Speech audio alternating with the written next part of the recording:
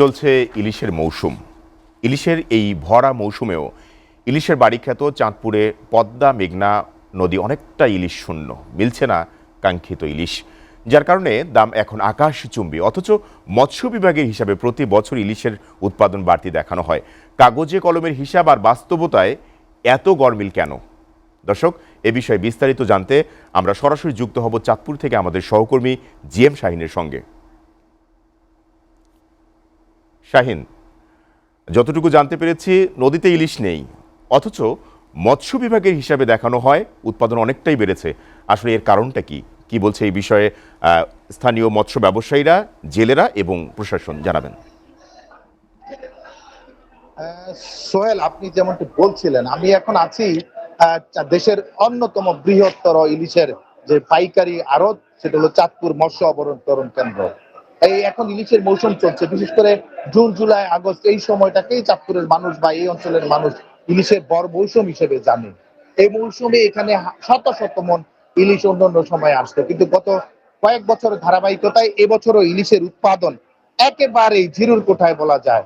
এই চাঁদপুর মাছঘাটে যেখানে শত শত মন ইলিশ আসতো, সেখানে এখন প্রতিদিন গড়ে 10 থেকে 15 মন ইলিশ আসছে।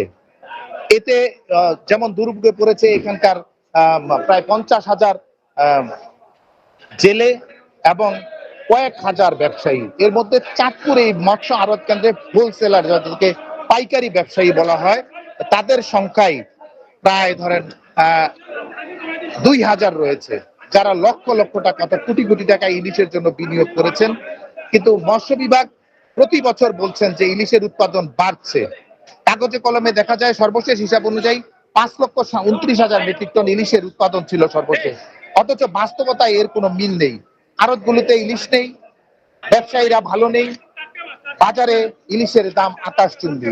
চাঁদপুরের এই যে এই ইলিশের এই সংকটের জন্য জেলে এবং মৎস্য ব্যবসায়ীরা বলছেন ইলিশের এই সংকটের অন্যতম কারণ হলো নদীতে অবাধে নির্বিচারে জাটকা নিধন, ডিমলা মা ইলিশ নিধন এবং বিশেষ করে দেশের যে পদ্মা মেঘনা রয়েছে, সেই মেঘনা নদীগুলোতে ইলিশের যে অবাধ বিচরণের জন্য যে অবস্থা রয়েছে, বিশেষ করে ডুবোচর বলে নদীতে ঝড় জেগে উঠেছে, যার কারণে ইলিশের গতিপ্রবাহ বিনষ্ট হচ্ছে। পাশাপাশি জেলেরা দায়ী করছেন যে সাগরে যে ট্রলিং জাহাজ রয়েছে, ট্রলিং জাহাজ দিয়ে একদম ইলিশের পোনাকে ধ্বংস করা হয়, যার কারণে ইলিশ উৎপাদন প্রতি বছর কমছে। কিন্তু অথচ মৎস্য বিভাগ কাগজে কলমে দেখাচ্ছে ইলিশের উৎপাদন বাড়ছে।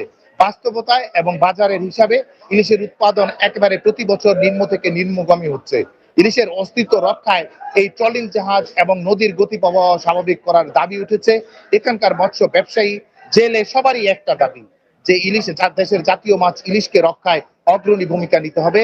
এখনই এই জাটকা নিধন বন্ধ করতে হবে। সাগরে ট্রলিং জাহাজের মাধ্যমে ছোট ছোট ইলিশের যে পোনা নিধন করা হয়, কিশোর ইলিশ নিধন করা হয়, সেটা বন্ধ করতে হবে। পাশাপাশি এখানকার মৎস্য ব্যবসায়ীরা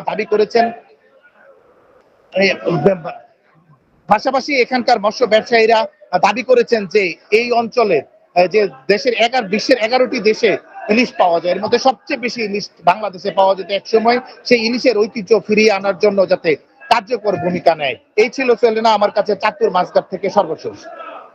নাসির, আপনাকে ধন্যবাদ।